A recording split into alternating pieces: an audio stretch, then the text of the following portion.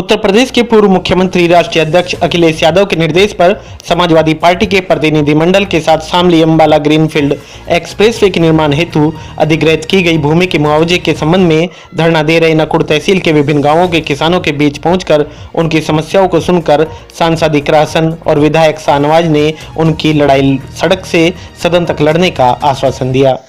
ये बिल्कुल बात सच है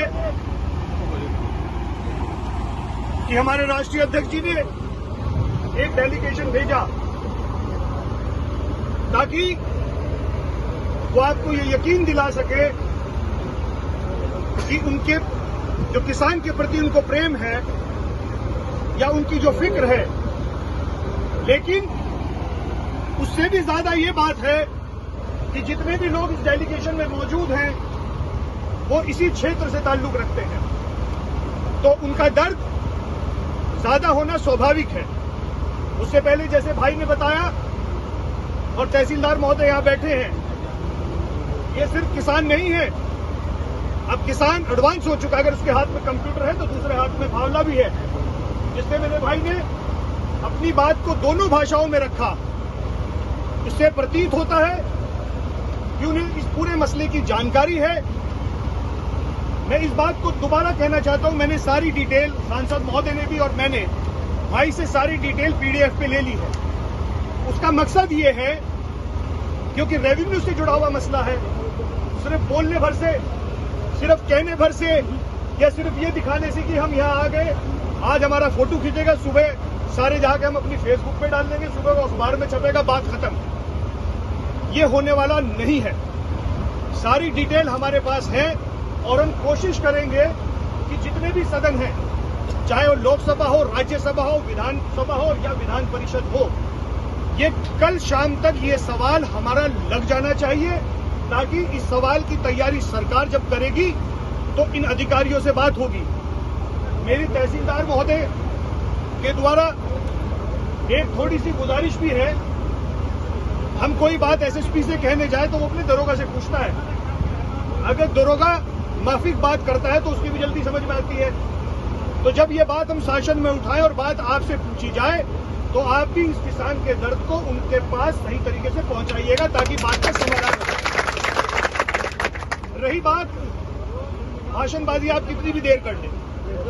मैं इस डेलीगेशन के द्वारा आपको एक यकीन दिलाता हूं,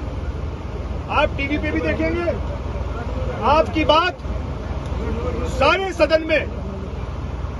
बहुत पुरजोर तरीके से उठाई जाएगी, कानून के दायरे में उठाई जाएगी,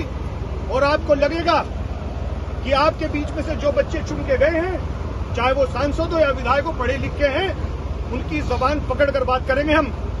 और आपको न्याय दिलाया जाएगा। रही बात, क्योंकि पूर्व में देखा गया है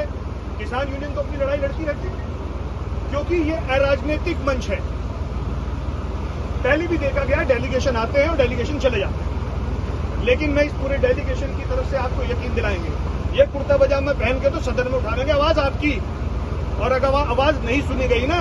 तो लाल हरा पट्टा बांध के हम की तुम्हारे साथ यही बैठेंगे और हिलेंगे। आखिरी में मेरी सिर्फ आपसे एक ही गुजारिश है, क्योंकि ये टेक्निकल मसला है, इसमें सारी जानकारी पूरी होनी जरूरी है। मेरी आप लोगों के माध्यम से इतनी गुजारिश है, कुछ तो डिटेल भाई ने पीडीएफ पे मुझे भेज रहे हैं, लेकिन हमें ऐसे दो आदमी हम जरूर उनसे संपर्क साध पाएं, जिससे कि सवाल लगाते हुए माननीय मुख्यमंत्री जी से मिलते हुए या सेंट्रल बैंक के मिनिस्टर से मिलते हुए अगर हम अपनी बात रखें और हम किसी सवाल पे अड़े या कोई इन्फॉर्मेशन हमें चाहिए तो इन्फॉर्मेशन हमें हाथों हाथ मिल जाए।